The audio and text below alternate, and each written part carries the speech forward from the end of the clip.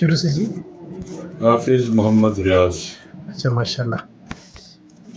تو آپ کی ڈیٹ آف برتھ کیا ہے؟ 1/12/1959. اچھا اچھا. اس مسجد کے ساتھ آپ کا جو تعلق ہے اس کے بارے میں ذرا بتائیے گا. میرا تعلق اس مسجد کے ساتھ استاد محترم قاری محمد اختر صاحب ان سے براہ راست شکر کرنے کا موقع ملا. یہ تقریباً 1971 کی بات ہے. اور اتفاق یہ ہے کہ میں پہلا شاگرد ان کا جن نے براہ راست ان سے شکر کیا اور پایا تکبیر اللہ کو ان سے انہیں کی زیرہ سے پڑھا.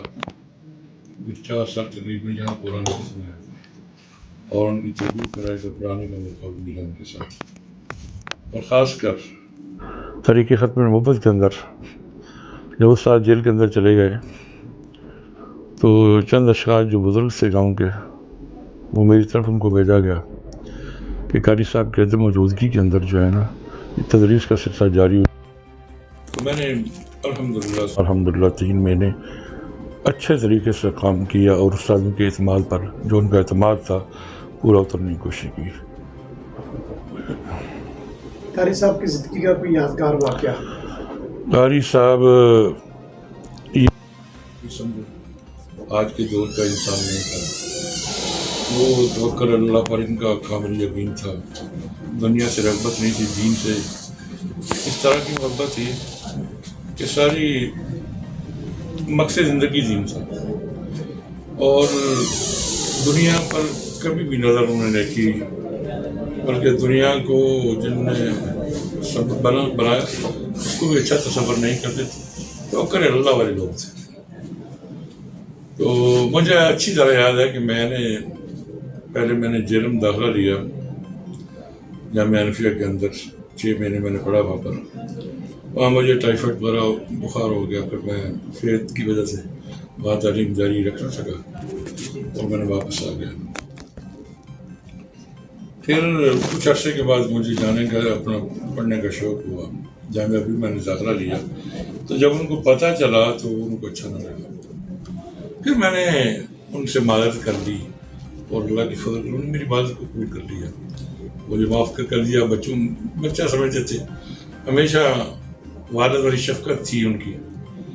اور وہ جو شفقت ہے نا ایک دفعہ مجھے بڑا یاد ہے کہ رات کو سوئے ہوئے تھے، کان کے اندر کوئی خرابی پیدا ہوئی. پھر خود ہی انہوں نے اس زمانے میں تیل کا بندوبست ہوتا تھا کیڑی وغیرہ اس سے، تو خود اٹھے اور خود انہوں نے علاج کا بندوبست کیا یعنی ڈسپینسر کا کام کیا. تو اس طرح کے ان کی بالکل خاص یہ بڑا واقعہ کبھی کبھار میرے ساتھ تذکرہ بھی کرتے تھے. تو ان کا کام خاص ان کی زندگی کا واقعہ کہ میں نے ان کے اندر یہ جو چیز دیکھی ہے نا، کبھی بھی مذاق جو ہے نا سلجھا ہوا اور کبھی ہمارے ساتھ کبھی بھی نہیں مذاق کی شکل کی کبھی نوبت نہیں آئی. ہمیشہ شرم و حیا کی ان کی زندگی تھی اور میں نے اس جیسا نہ شرم و حیا والا انسان دیکھا اور مجسمہ شرم و حیا تھے. اور ان کی زندگی سے قرآن و سنت کی خوشبو نظر آتی تھی. ایک دفعہ ان کے ایک دوست آئے تھے مولوی فاروق صاحب چکوال کے ہری پورہ لارا کے تھے. وہ ککراڑی میں کچھ عرصہ خطیب ہے. وہ دونوں دوست تھے. جامعہ شرفیہ کے ساتھ انہوں نے اچھا دورہ حج کیا تھا. مزاج بھی تھا، مذاق بھی تھا ان کا. لیکن انہوں نے کہا کہ بھائی میرے ساتھ یہ بچے ہیں. انہوں نے کہہ دیا ان کو. پھر وہ بھی تھوڑا کبھی ان کی اپنی زندگی جو ہے نا لگن اور قرآن اللہ نے اتنی خوبصورت آواز دی تھی اور قرآن کے ساتھ اتنا انہماک تھا. جی چاہتا تھا قرآن سننے. یہ ان کو بتا کہ اب بھی جب کبھی پڑھتے تھے نا قرآن اللہ نے آواز بھی دی تھی اور تقویٰ بھی دیا تھا. میں اب بھی سمجھتا ہوں کہ تھوڑی بہت للہیت یا مسجد کے ساتھ یا دین کے ساتھ وابستگی ہے. اب بھی ان کی زندگی نا میں ہمیشہ اب بھی دل چاہتا ہے کہ سارے کام چھوڑ کر دین کا کام کروں. یہ دل کی خواہش ہے. اور مسجد کے اندر میں کافی دیر سے ڈسکنیکٹ نہیں تھا لیکن اب اللہ نے آخری ایام کے اندر مسجد کے اندر جوڑ دیا ہے تو کم سے کم ان کی دعاؤں کی وجہ سے میں اس قابل نہیں ہوں لیکن जो सुबह दरस कुरान देता हूँ 10 मिनट के लिए, तो मैं कहता हूँ उनकी दुआओं का नतीजा है।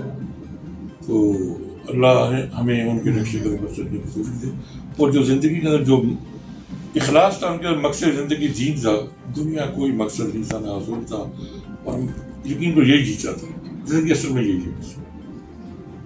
अल्लाह हमें उसी उन्हीं के नक्शे पर चलने की तौफीक दे। कारी साहब तो मैंने उस्ताद से पूछा बस आखिरी अयाम थे, मैंने कहा उस्ताद की आपकी उम्र कितनी थी?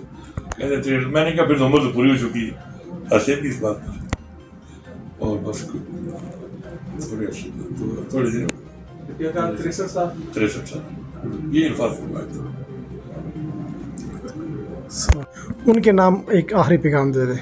हाँ, मेरे दौर के अंदर जो थे ना, एक तो मासूम जान था अफगानिस्तान का, एक सैयद मोहम्मद उनका एक भाई था, बड़ा भाई खैर मोहम्मद नाम था, वो भी अफगानिस्तान था, वो मुझे पता चला शहीद हो चुका है। और मासूम जान भी दुनिया से चले गए, बावली इंसान था। तो और हाजी बशीर के लड़के थे दो, ये साजिद और खालिद बाद में आए। उसके अलावा मिर्ज़ा ताहिर के वो आजकल यूनान होते हैं लड़के, वो थे 3-4 लड़के उनके पास पढ़ा करते थे, उस दौर में से यही बस। जी शुक्र अल्लाह।